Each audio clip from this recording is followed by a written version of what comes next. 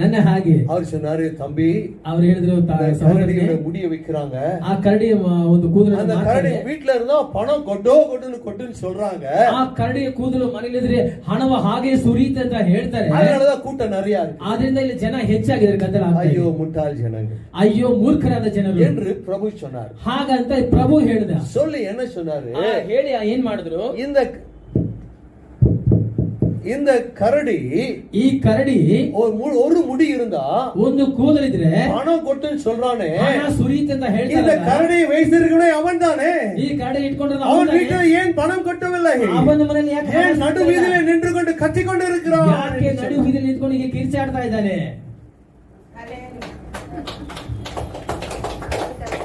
அப்போ இந்த வயதானவர் சொன்னாரு, ಆಗ ವೃದ್ಧರು ಹೇಳಿದ್ರು, பாத்தீங்களா ನೋಡಿದ್ರಾ பாத்தீங்களா, ನೋಡಿದ್ರಾ, இதுக்காகதான் படிச்சவன் ஒருத்தர் இருக்கணும்னு ಅದಕ್ಕಾಗಿ